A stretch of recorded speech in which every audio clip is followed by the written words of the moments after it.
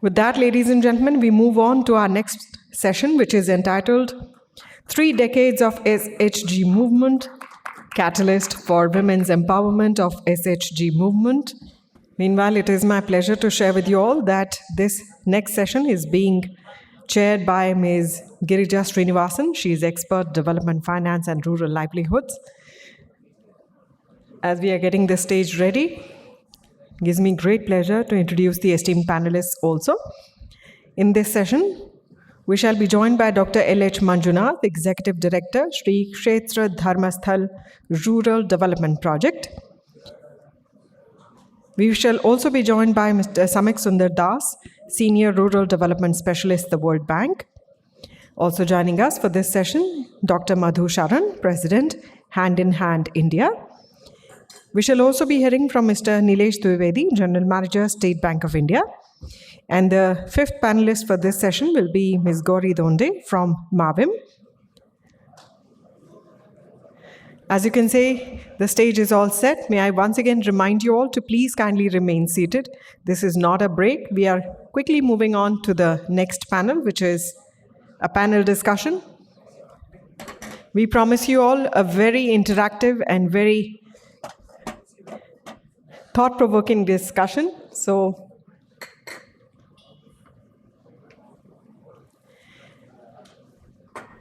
as we're all getting ready to start, may I request the esteemed panelists to please join us on stage. Please join me in welcoming them with an applause.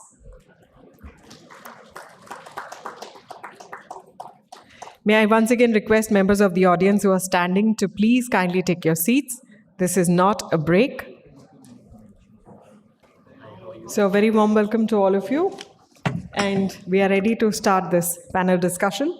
I'm sure it will be very thought-provoking and insightful. So, I hand it over to the esteemed moderator for this session. It's over to you, ma'am. Thank you.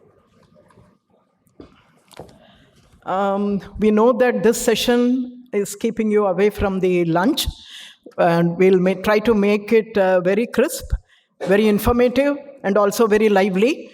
So my request is for the participants to share their questions and keep sending it to us so that, I take in your queries through the session to the esteemed panelists here.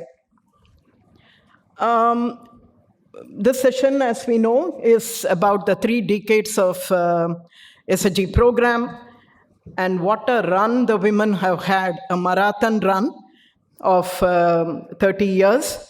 And Vipin, you have always been very innovative. So probably you should really ensure that the SHG program is in the Guinness Book of World Record. I don't see a program which has been really the longest in age and largest in terms of outreach numbers, human resources involved, as well as the kind of mobilization of bank loans which have happened in India. There is no parallel to this in anywhere else in the world. While the numbers speak the story of women's hard-earned earnings, leveraging billions of bank loans and also the government of India and the state government funds, what the numbers do not speak, but what we could really see when we meet the women and also interact with them is the self-esteem, the confidence, and also the empowerment in every aspect, which told a very, very different story to us. In the last decade, the baton for SHG promotion has firmly changed hands from NABARD and NGOs to those of the governments, both NRLM and the SRLMs. NRLM is now considering almost finishing the work of social mobilization because almost every single eligible woman is already in the SHG fold, which is no mean achievement. And the bank linkage particularly has been phenomenal. Inheriting a huge NPA under SGSY, the NRLM has managed to turn the tide with policy support from RBI, winning the confidence of bankers, with very good portfolio quality, less than 2% of NPA as of now. The livelihoods and enterprise promotion are gaining ground, and though there is a lot of work yet to be done, and though we see that there are many positives, we also see quite a lot of challenges on the ground. The autonomy of community institutions is definitely an issue. How do we really promote community-owned, women-managed institutions within government setup? This is a real challenge. The second challenge is, even spread of movement. Though some states like Bihar and also West Bengal is up and running and are showing numbers much better than even the southern part, which has been the forerunner so far. But still, many of the poorer states are still lagging behind. So this is definitely an issue. Then we don't see adequate financing of livelihoods and enterprises still. It is the good old SHG bank linkage, where the women borrow through the typical bank loans which are available, but we don't see a tilt towards promoting livelihoods and enterprises. The space for NGOs is definitely an issue which we need to look at and solve. And these issues we will definitely discuss during the panel discussions. But having said that, this is a moment of huge applause for the crores of women who have taken charge of their lives, work voluntarily and tirelessly in building their institutions, and are seeking a better life for their children, families, and also society at large. And with this introductory remarks, I now turn to the panelists to share. Each of you would like to share, according to you, what has been the major contribution of the SHG movement. Gauri, I would like to request you to go ahead first. Thank you. Thank you, ma'am. I'm Gauri Donde. I'm representing Women Development Corporation of Maharashtra State. I have witnessed the 3 decades of SHG movement as a practitioner. When we started the SHG formation in 1990s, we started with 5,000 self-help groups, and now we have formed 1,60,000 SHGs of women, catering to 20 lakh women families. So this is a huge, I may say, graph, which as an implementing organization we have achieved, and we have literally witnessed the decade progress in the change in the moment, in the scenario from the government perspective, and also from the target group perspective, our beneficiaries, our women. So we saw the shift when we initially started. Getting the loans was a challenge. Slowly we moved on. We have to prove that we are creditable, we are the bankable client. And starting from the consumption loan, now we have moved upon to the livelihood loans. So this is a shift and the journey which women has taken ahead. So wherein Mavim has performed the role of facilitator, and the more achievement which can be shared in this platform in a short time is basically we have seen that self-help group is a very strong and effective instrument wherein we can reach to the poor rural women and bring the development to the poor household. Accordingly, women has taken this tool in hand as an empowerment tool.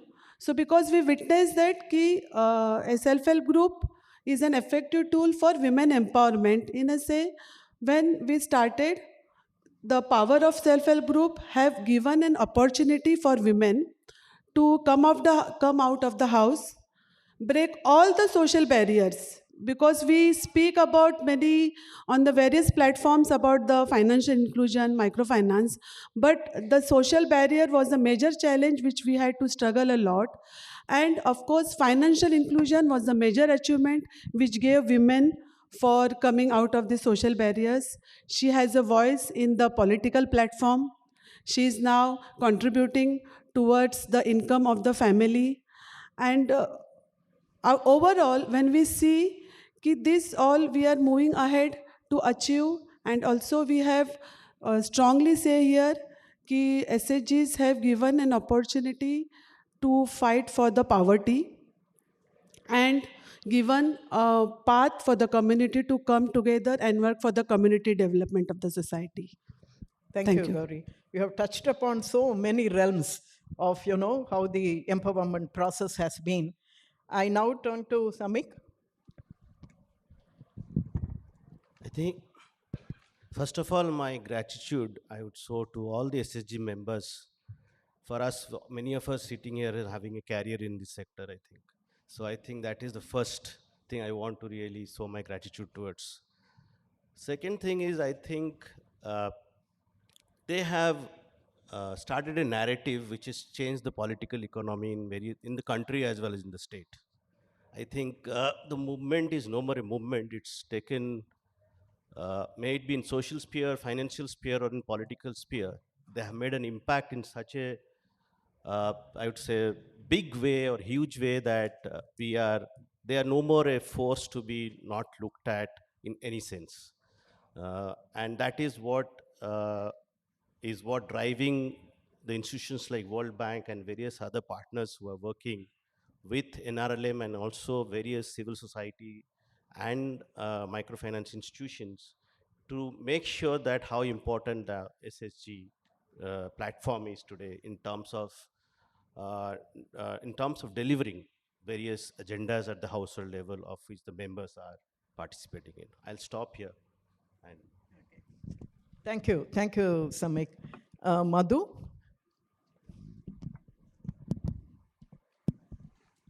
Yeah, hi.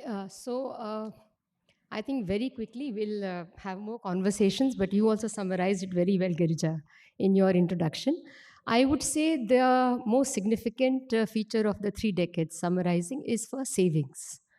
I think savings has been the seed that has paved the trajectory of the movement. The fact that initially 30 years back, women, to get rural, absolutely ultra poor women to save, instill the confidence that you said. It led the growth of the banks, microfinance institutions. They saw huge opportunities, and that is what led. So the first thing is savings. The second greatest significant contribution is financial inclusion and access to financial services. I think the government has to be credited. All the agencies for the last 30 years at different points in time, starting with NABARD, NRLM, now SIDBI. SIDBI always has been a great player. How they have managed to get everyone across the states, grassroots, to be a part of loans, insurance, remittances, it's a phenomenal achievement. And the third, I would say, is the concerted and collaborative effort towards livelihoods now. In the last 10 years, the way government is promoting FPOs, federations, clusters towards enterprise. So these three to me are the greatest contributions. Excellent, Madhu. I think we need to touch upon the savings part much more in the subsequent discussions. Over to you, Nilesh.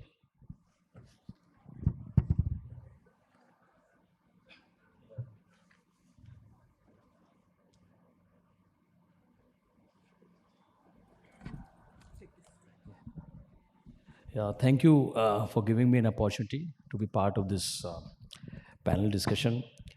I come from State Bank of India, and with these 3 decades of empowerment, I believe 2.5 decades I have seen myself as a banker from a very close quarters. I think it is not only the women which has been empowered, the unbanked which has been made bankable, but I think banks have also matured over a period of time in understanding this segment. There was a time, if you can look back, there was a time when credit absorption capacity wasn't there. The institutions weren't there. Uh, the collateral was such a big enigma, I would say. The collateral was such a big deterrent. That was the time.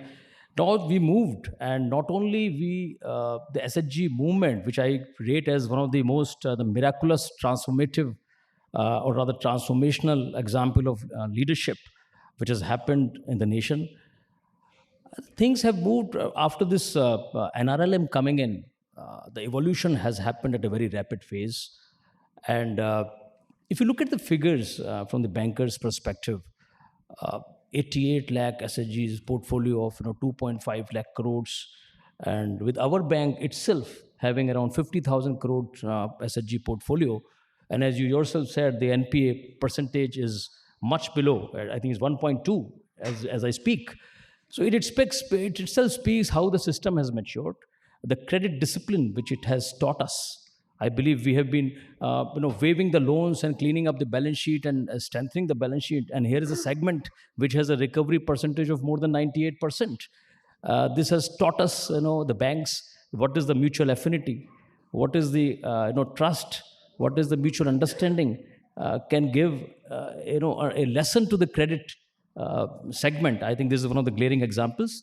And also, as you said, about the maturity part, I believe this is not only the conduit for credit anymore.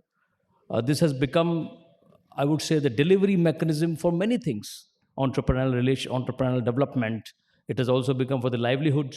It has promoting the social security schemes. It has transcended much more than the credit linkage part. Thank you, Nilesh. I think mentioning 1.2% for SBI loans, it's something really fantastic, which I think probably this must be the best portfolio of a bank, probably. Yeah? Yes, it is. In fact, more than that, because we bankers, especially in the public sector bank, we work in various geographies.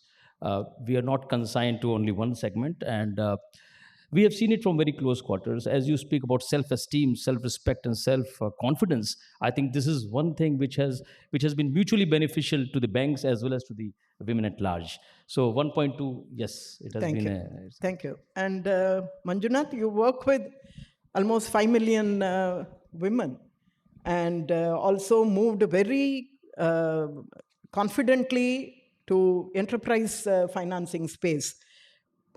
According to you, what has been the major contribution for the women to move up the space?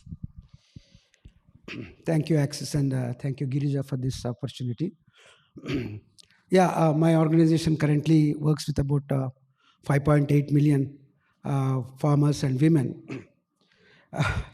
Talking about major achievements of the SHG sector, actually it gels with the other developments within the country, the changes that have taken place within the country. But more specially towards the SHG sector, I would like to point out three best things that has happened is, one is the gender balancing. 25 years back, if a woman wanted 100 rupees, she had to beg her husband 10 times to get that money. But now the husband requests woman for a 50,000 rupee loan, which he wants, and he says, please give me 50,000 rupees. That's the change that is brought in. This SHG movement has really brought in. And the second most important, which I will list out for this, is the recognition of women's contribution in the family and in the GDP. Earlier, we have already discussed this in the first session. Her contribution to the family was never recognized. And of course, she was no salary person. And now that is being recognized. And her contribution to GDP is only because of the SHG movement, at least in the rural areas. Of course, we have discussed financial inclusion. We have discussed promotion livelihoods. But I would like to also point out a very important transformation that has taken in the villages, which is the societal changes. Now she's more careful. She's more interested in sanitation, in water and toilets and cleanliness in her village. So she's actually bringing a whole a lot of changes in the way we live. The entire ecosystem is changing because of the SHG movement. Thank you. Thank you. Excellent points. Particularly, the whole development agenda is now taken over by SHGs and their federations. Nilesh, we are aware that you have limited time. So a couple of questions to you, particularly on the any innovations which you have seen in financing of livelihoods and enterprises. Because the normal SHG bank linkage, it is fine. It supports a wide range of purposes for which women borrow. But coming to livelihoods and enterprises, they require very specific products and also adequate amount and timely. So what innovations bankers are considering for financing of livelihoods and enterprises? The other question is on the savings side. Though the SHG started as savings led, we find that it is increasingly credit driven. What measures are being taken by banks to tap more into the savings of women? Thank you. To respond to the first question, in fact, when you were making the opening remarks, you said that there is a big opportunity or the space for the enterprise financing. In fact, taking the cue from the Honorable Prime Minister's address during the Independence Day, when he spoke about 2 crore Lakpati Didis, and when he made a mention in one of the gatherings that self-help group is not self-help group, it is a nation help group. And each member, a rural household, will have one member of SHG. Taking cue from them, incidentally, as I sit here, on 10th of January, there has been an MOU with Ministry of Rural Development and State Bank of India for a product called Swam Siddh, which is basically to promote micro entrepreneurs, the rural micro entrepreneurs, the women. I think this scheme is going to be far-reaching.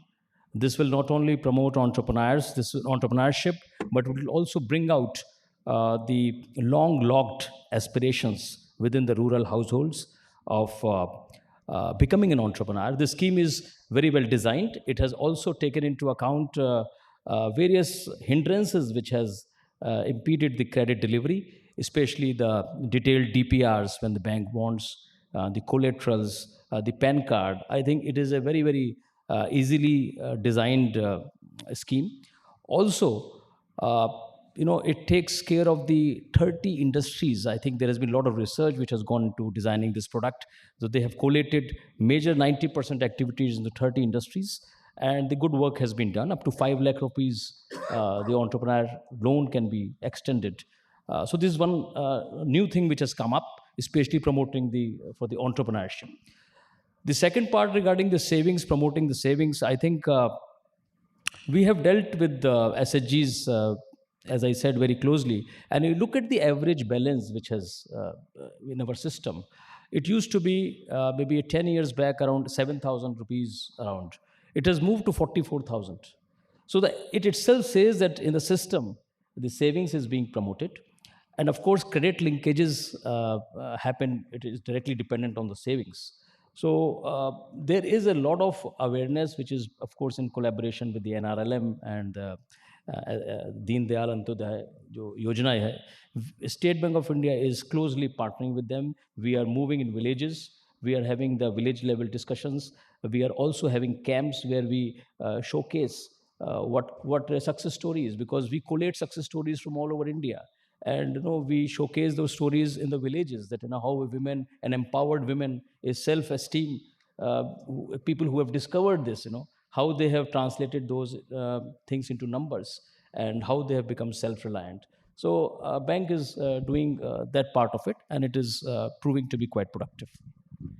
Very heartening to hear that. Yeah. And particularly, when women graduate, I think we definitely require more detailed enterprise loans, which we find is still scanty.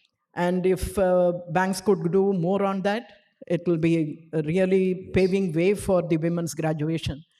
And as far as the savings is concerned, I think we need to do more after listening to the women. And particularly, they have a variety of purposes and, avenues of income as well. So how do we tap into more savings potential, this is something which we would really like banks to do more. And thank you for being here. And coming to the institutions per se, I turn to Samik. Samik, whatever initiatives have been taken, right? It is on the basis of good SHGs and federations. And unless these structures are functional long term, many of the activities and initiatives which are being taken could easily fall apart, because they are the ones which have to really lead the various initiatives and for sustainability. So, are you finding adequate investments being made in the federations and also the SHGs in various government programs? Uh, Let me be very candid and honest about what I see in the field and what I hear with my colleagues traveling various places and with SRLM visits. Somewhere I see our focus has shifted out of SSGs somehow, and we have moved into tires at the aggregated level. We are focusing on the VOs and the CLFs. The crux, let's be very honest, is the SSG. Somewhere we are losing touch with SSGs, and I think it's a concern that we all should raise, and we all should bring it to the platform and discuss it very openly. And if we don't do that, I think we are in serious trouble. And this will not take us far as sustainability is concerned, because we are sustaining something without a base. So that's my first point on this. The second point is about the platform has been created, and the investment in the platform of SSGs has created a platform for various players to come in the marketplace. Are we ready enough to move out and give space to other players to come and participate in this platform? And how is the government going to do that? Other people working with the government work on the policies to bring about those changes? This is another question I want to put. The third is that SSG is not a perpetual business in itself. I feel many of this, we need to track members who are moving out of SSGs. That is the real impact of SSG program. Are we graduating members out of SSG because they don't need that platform to access credit or be in a saving program? They are already totally integrated into a financial system where they're able to access finance, access other livelihood services, economic services on their own. And that is where we should head towards. And if that kind of a transformation we see, then we can answer the first question better today. Thank you, Samit. Excellent points. This question, how long we need the SHGs. And this is something, I would like all of us to deliberate and also think about. Recently, when Srinivasan was presenting, he was presenting a case of 30-year-old SHGs, which I visited recently in Dharmapuri. They're all functioning well.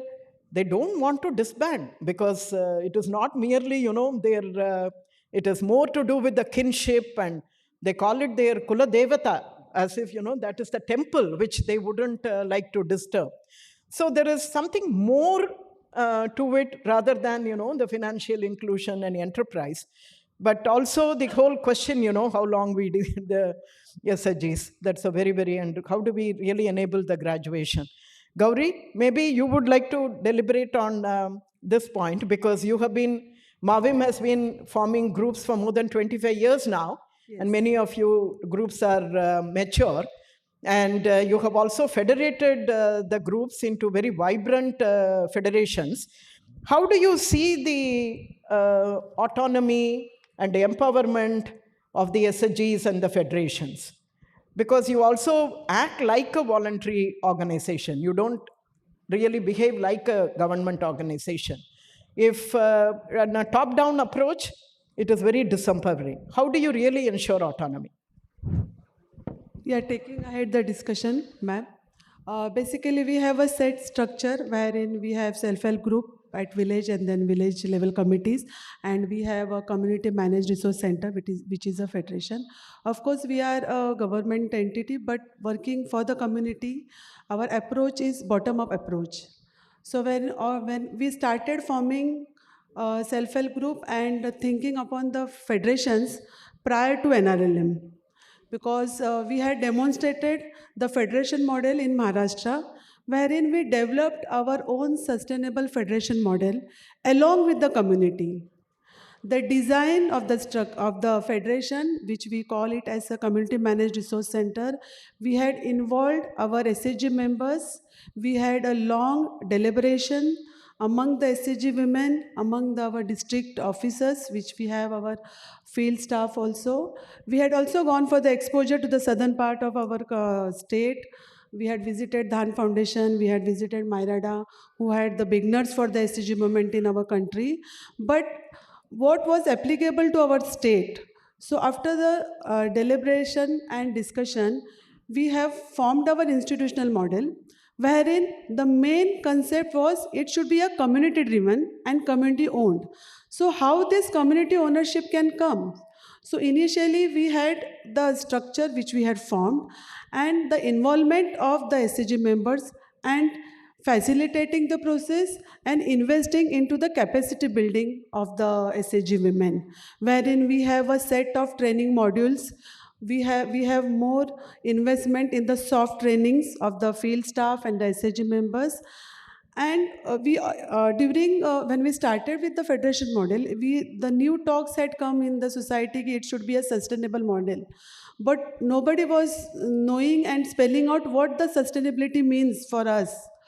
So during the first project, we thought ki it is the money which has to come from the women, from the self-help group. Then only it can be the participative model, community-owned model.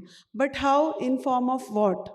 So we had come up with a business plan model wherein we have set up business avenues for the federation, the income sources for the CMRC, which we call it as a sustainability model. And SHG women, after the deliberation, we worked out that SHG should pay for the services which they are getting from the federations. So the first and very essential service is about the financial access, providing bank loans. When we started with the SHG movement, the last decade, in 2013-14, we had facilitated 129 crore bank loans, and now in 22-23, the amount is 1846 crore. So 14 times loan we have facilitated.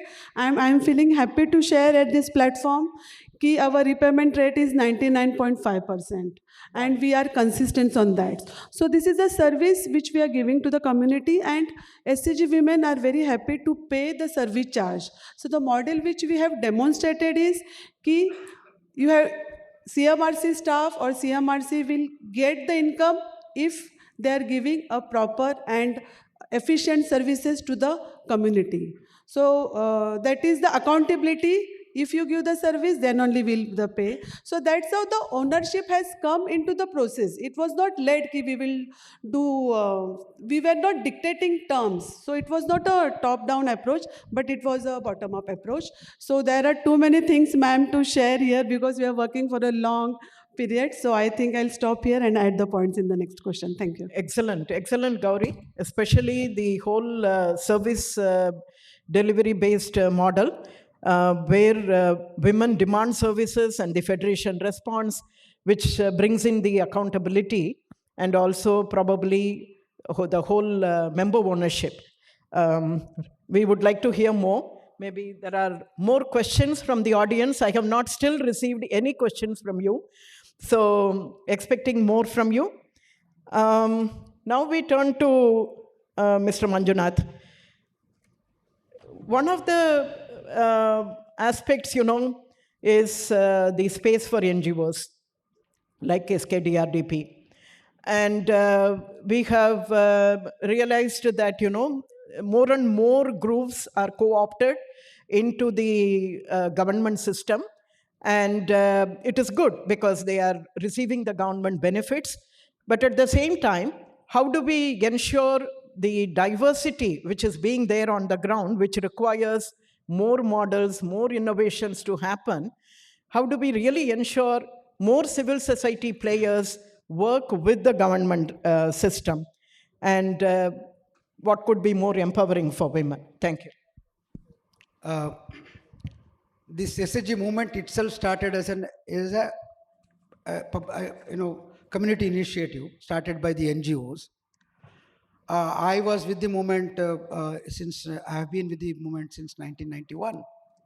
You're 32 years old for us now, and the space is more and more taken over by the government, starting with the Prime Minister's Rojgar Yojana way back in the 1999, and then later on the Stri Shakti movement in Karnataka state, and then now, of course, the big NRLM taking over everything.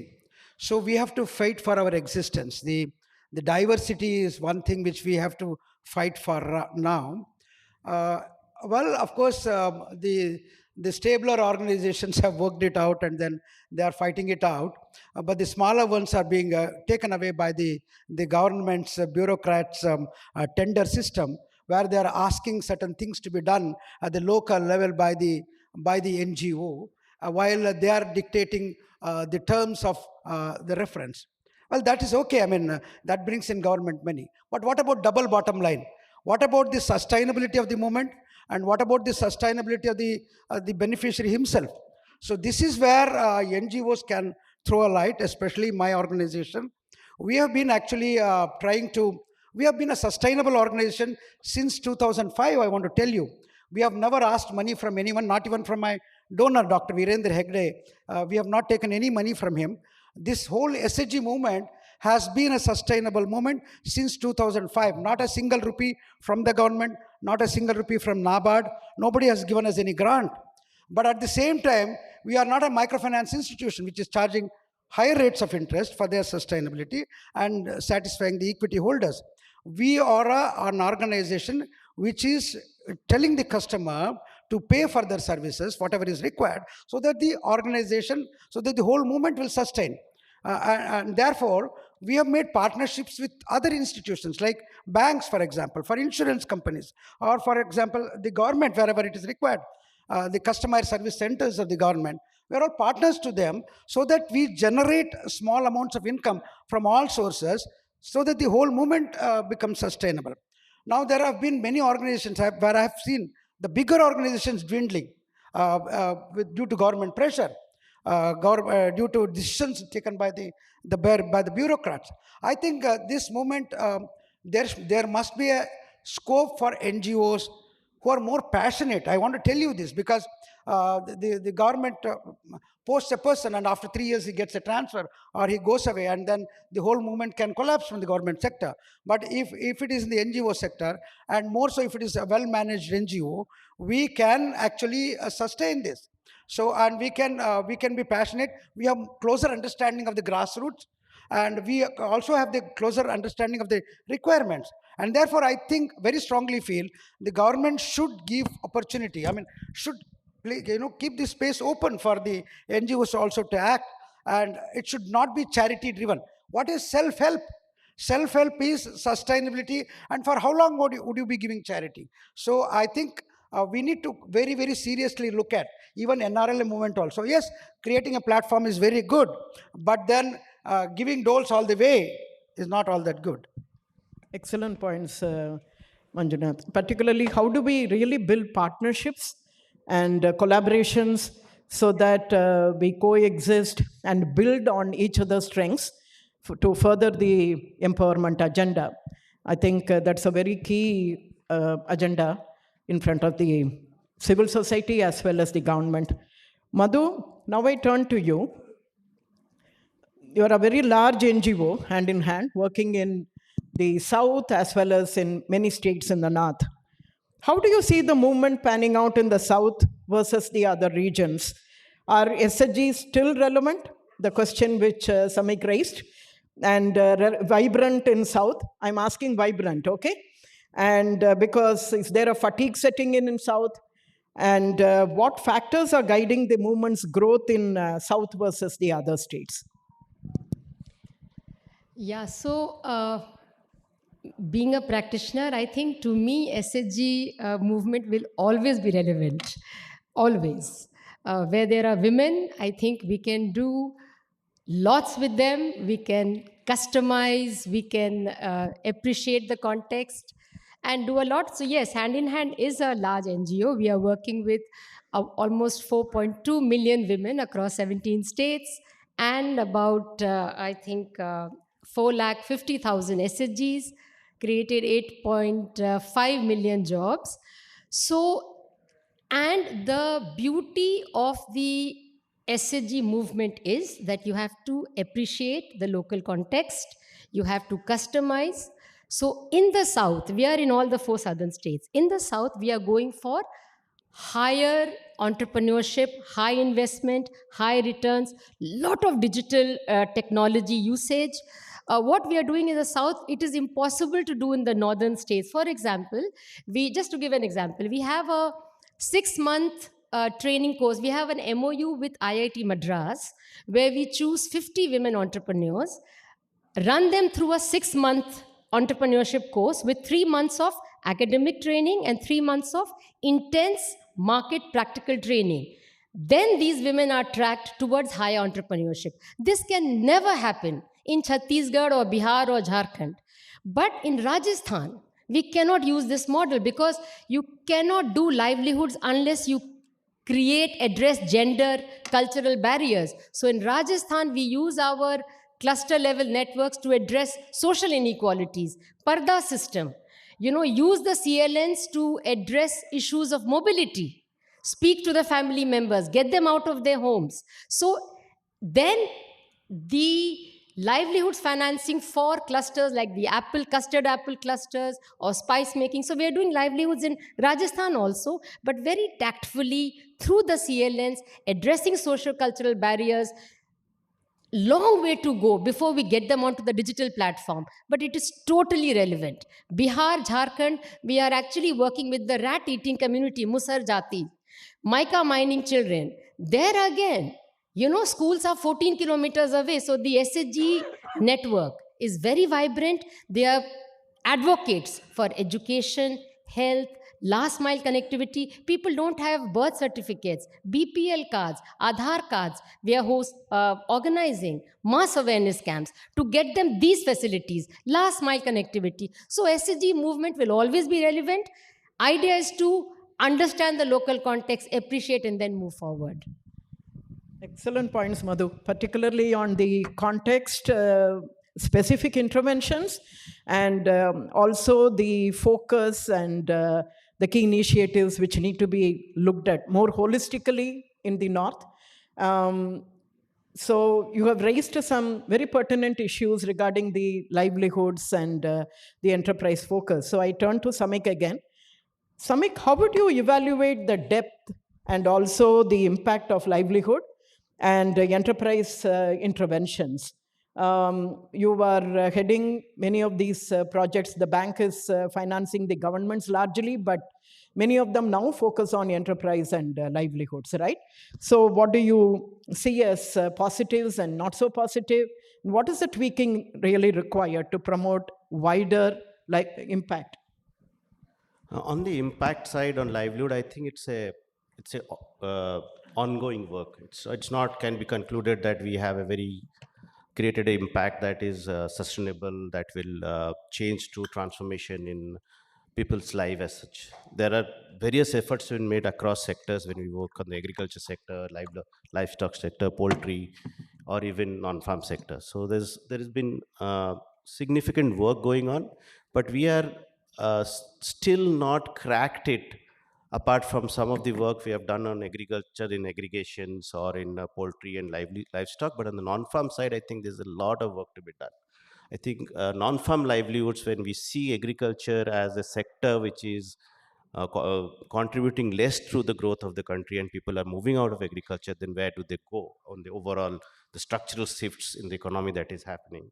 How do we address that is a key issue that I take it beyond livelihoods then. I take it beyond to jobs, to skills, to entrepreneurship development, I think that is where India is going towards. And that is where we need to look at how we work with government programs or how we learn from programs that have been worked out with various civil society organizations on these sectors, and then see what are the scalable models that are available or are cropping up.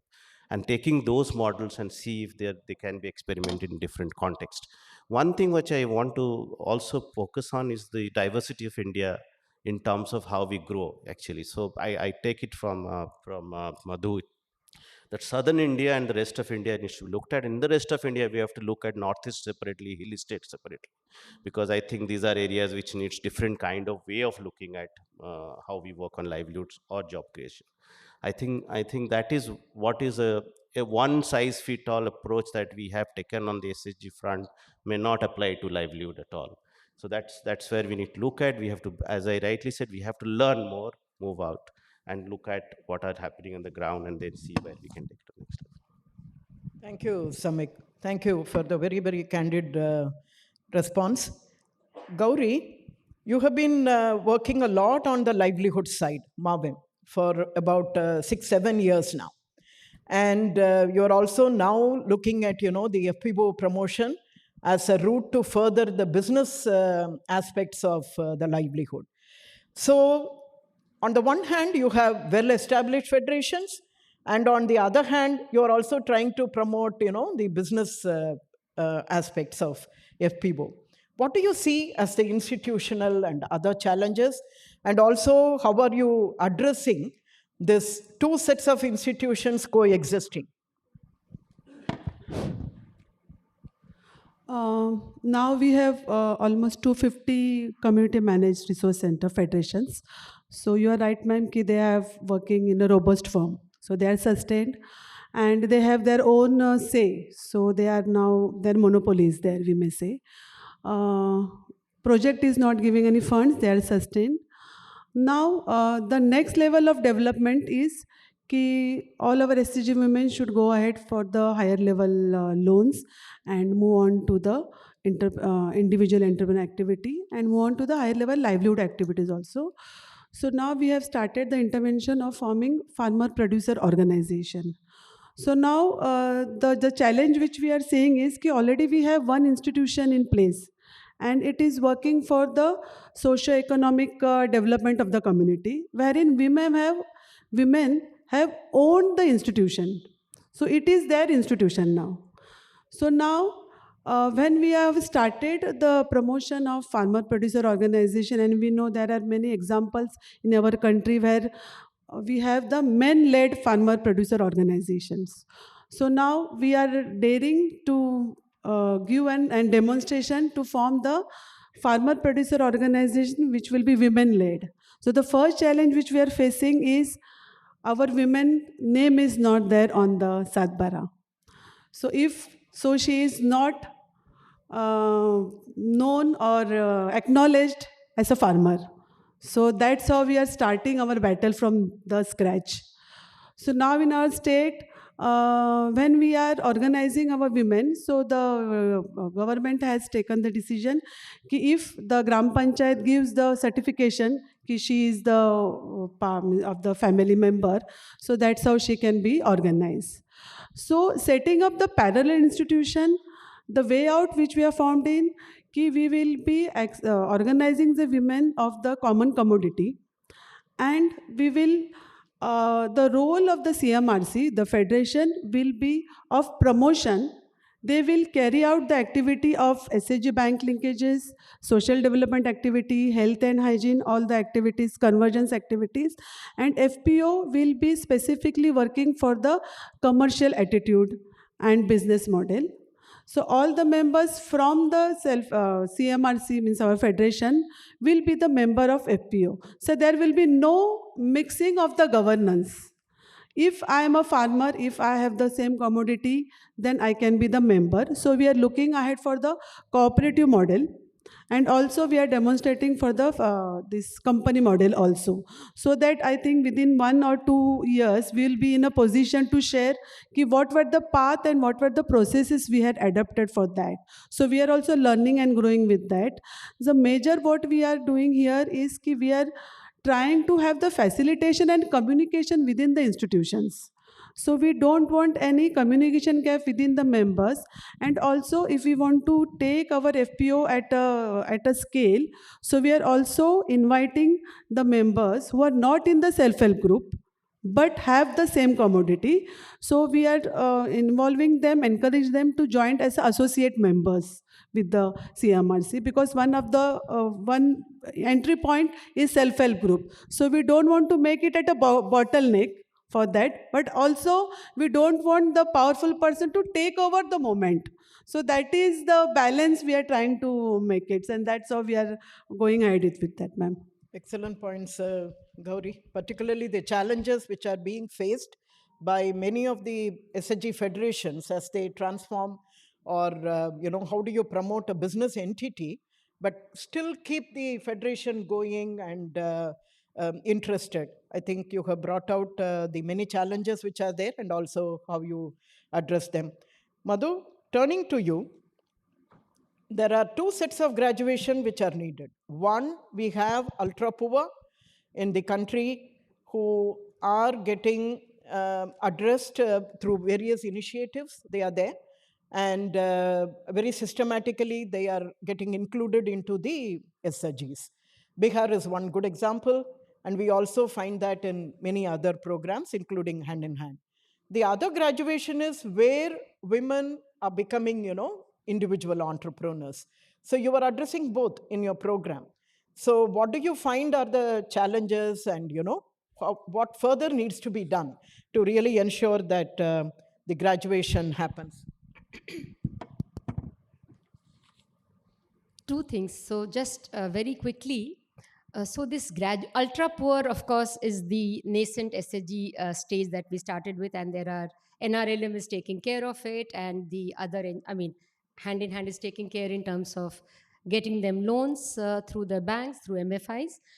Graduating for graduating entrepreneurs, that is a challenge. For example, in Punjab, it's a very interesting project that we are doing, and it's a big lesson for us.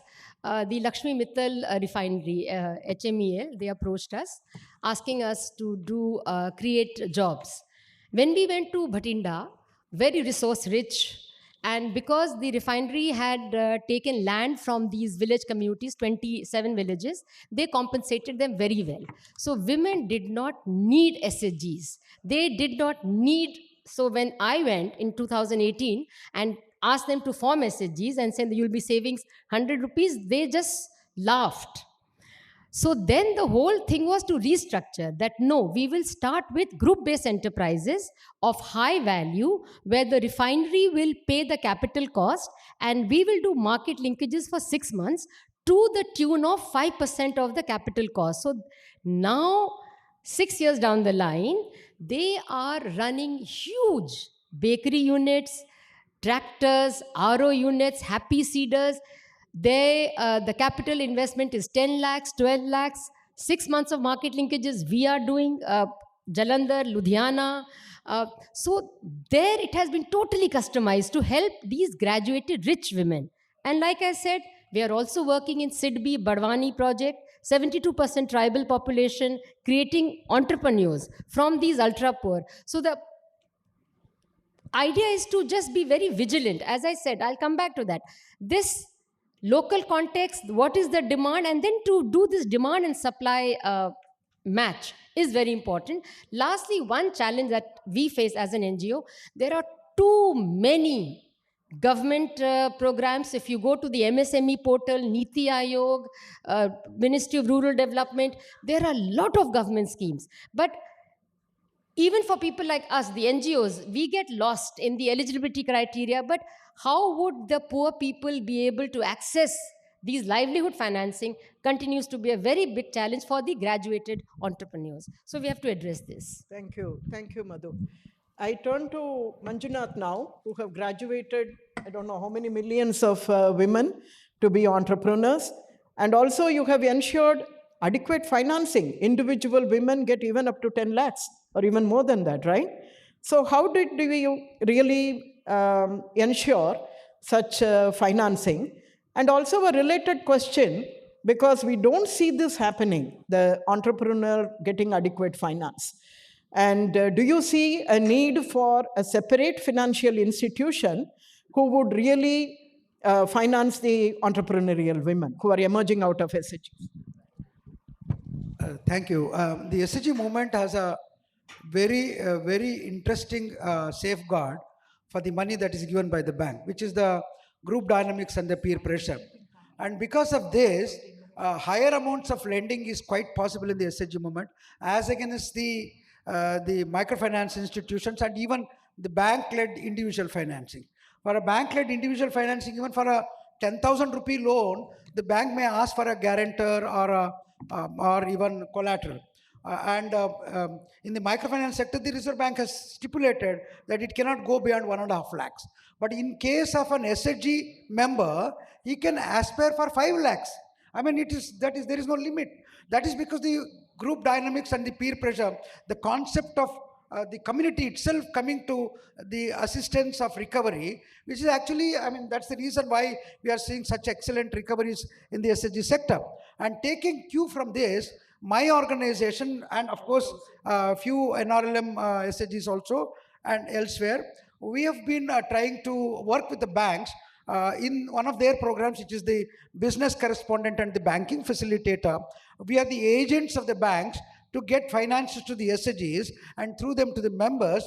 And currently the going amount is 25 lakh per group. And one interesting thing that we have been trying to do is, instead of trying to promote group-led enterprises, we are trying to promote individual enterprises. You know, we have seen the failure of group-led enterprises and therefore individual enterprises. And now, if it is a bank, direct bank finance, we have put a limit of 3 lakh per member.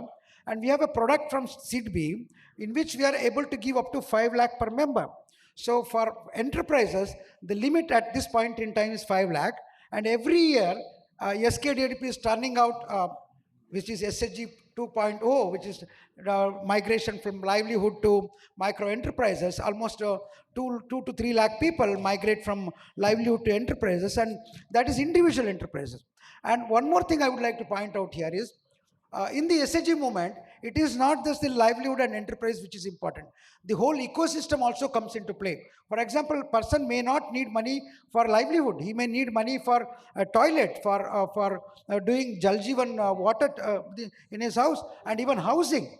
So what my organization has taken a very prudent view on that, and as agent of the bank, we are trying to facilitate them with housing loans, with even education loans. In fact, I run one of the biggest education grant program in the country, I would say, outside of the government, which is I help 30,000 students every month to pursue a higher education, technical education, through the money generated from the SHG movement.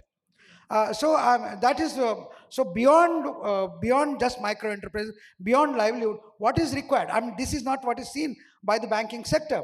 So I think there's a great opportunity for the SHG movement itself to look beyond enterprises, because there are many people in the unorganized sector who don't want a loan for enterprise. They want a loan for doing housing, and they can come into the SHG sector and they can borrow this money, and we have been successfully doing it. Currently, my outstanding is 22,000 crore, and the total amount lent in the last 15 years has been in the tune of 1,15,000 crore, and all of that money coming back to the banks. So what I say is, there is no need of a separate financial institution. In fact, there are many players already, and too many players, and you are going to formalize that. Instead, we must open up with the bank, and the banks, I think, I mean, the State Bank gentleman is not here, but I call upon the banks to be more liberal towards the SHG sector. They are very liberal to the microfinance sector. They're not so liberal to the SHG sector. I think they should play a more game-changing role, you know, in the SHG finance-led operations. Excellent points, Manjunath. Particularly, you know, the whole education and different needs which are emerging and which will generate, you know, the future entrepreneurs and very educated people. Still, not many questions from the audience. Yeah.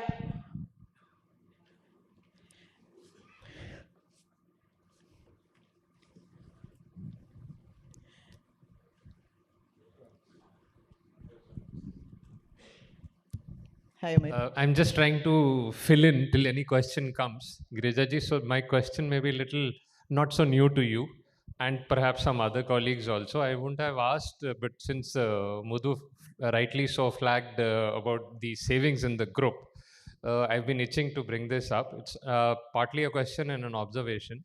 I wish Nileshji was here, but nevertheless, see, the group savings, I'm embarrassed to say, I don't know whether this is improving or not, because the members' contribution and the CIF or whatever we call it, that gets clubbed, blended, and then the lending from the banks is leverage of that in more places. I'm not sure about SKDRDP. It doesn't seem to be, if you isolate the members' contribution, it doesn't seem to be improving. What could be the reason? Do we need to relook, how this could be improved, or is there actually a need? Lending, in any case, is happening not necessarily linked to savings, irrespective of what the circular says. I feel this is fundamental. This probably needs a relook, as Samik said. This is how basic foundation things started. And second part, this is little flabbergasting. Ironically, in India, where we take pride that digital payments, we are the world leaders. Today, a group doesn't have the flexibility to withdraw and deposit as and when I want. You know, groups don't have access to mobile banking and internet banking. This is something as a nation we need to crack. Otherwise, we will again and again be talking like this. Unless until you give that freedom and flexibility, why, as a member, I will go and deposit money with the group? I have my PMJDY account today. So, your thoughts on this? Thank you. Madhu, yeah, Manjunath. Now, the savings is playing a very important role in SHG movement, and in my organization currently the savings is 4,000 crore. And what we have done is that all the bank loans will not be a term loan, it will be a cash credit limit, and the savings are going into the cash credit limit, and therefore the savings are going out first as the loan, and therefore the savings are earning currently in my organization 14% rate of interest, which is the rate of interest that is going to the customer. So therefore, by adopting a proper methodology in the banking sector, which is available to us, we can easily encourage savings. And there are many groups in my organization which are not taking loan from the bank, and that's a loss for me because I am managing the whole thing. But yet, I think the savings plays a very important role, and that is the confidence building part to the bank itself to lend to the group. Now, coming to the second part, which is allowing the group to operate. I think we have forgotten that in the group, all the 10 individuals to do different operations. They are unto themselves. So the group should be, and I believe in this very firmly, the group should be only an aggregating body. It should be a refinancing institution. And therefore, having allowed the operations of the group to two individuals could be dangerous. And we have already done it and we have lost. So I think the group as a whole should be a refinancing body to the individuals to borrow money. And from that point of view, the PMJDY account is most suited for the group itself as individuals. And right now, we have got technologies. My organization already got technology, which is talking to the bank in the sense from the group to the member and member back to the group and bank loan to the group to the member. It's all digitized now. So there is not a difficulty at all. So I don't believe the group should be allowed to operate on their own because it could lead to, and in any case, it's a refinancing institution. It's like asking the bank to, take out money, and I don't think it is required. Thank you. I think this requires a separate session, Vipin, probably in the IFI conference. There is one question from Tamal Patak from Bandhan Konnaga. Madhu, I would like you to address this. What are the major problems or challenges the implementing agencies are facing in skilling SHGs or informing SHGs? So basically, the biggest challenge that we face in skilling SHGs is the digital and the technology gap, because we see a lot of promise in skilling people in the digital space.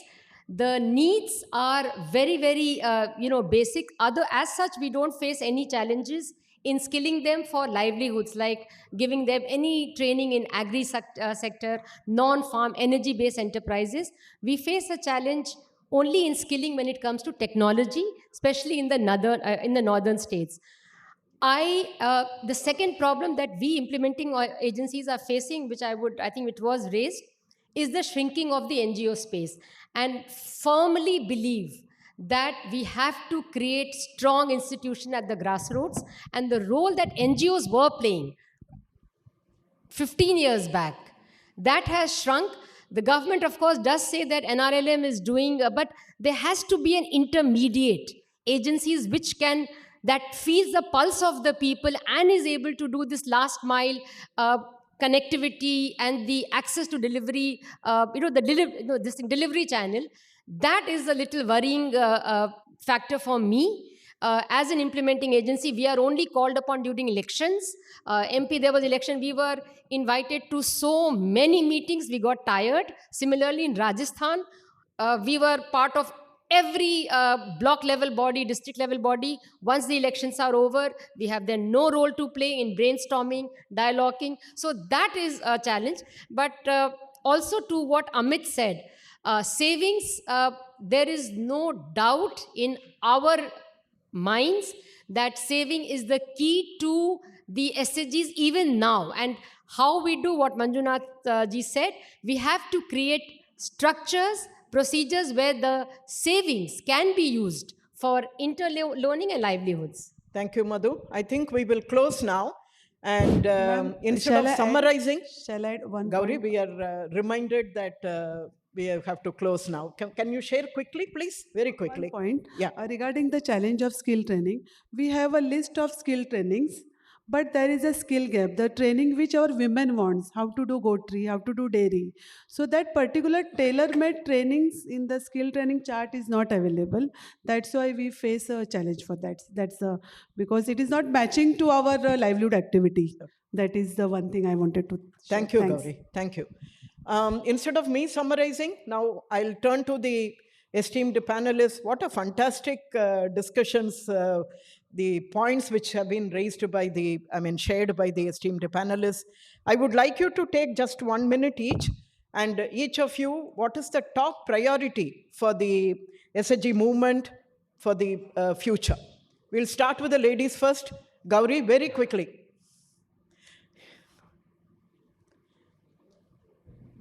We want SHG to move on the second level, and they should be organized in the FPO. So it should be a successful FPO. That is the next agenda. Okay, great. To create strong local institutions and to build the capacities of the NGOs, I think that is the way forward. Samik? I think the two things I would like to suggest. One is going back to basics and not looking at the basics of the structure, whether it's working still or it has eroded, and what we do to next. The second point is we have to think about layering strategies. We cannot think about layering by layering. I means what next we have to do with the platform we have created. So that's what very clearly thought through, and see how we come with various kind of interventions that's required. There's a lot of change in the banking system itself. So I think we can leverage that actually to strengthen the SHG movement, one. And there's a lot of change in the tech field also. We should be able to leverage that as well. I think going forward, I believe for the next 2-3 decades, there is a space for SHG, because I'm seeing this in the MFI sector, and that's growing 35-40% every year, and SHG is shrinking. I mean, this is one which is providing you the mainstream financing to the poor people. And therefore, I believe there is a very strong scope for SHG to go forward. But you should promote NGOs. And I'm telling you, even the MFIs are now in that line to become BCs and BFs to promote SHGs. So I think we must give opportunities for the NGOs and the MFIs who are interested to work with the community. And that is the way forward. Okay. Thank you. Thank you very much, everyone, and particularly the esteemed panelists here. Thank you.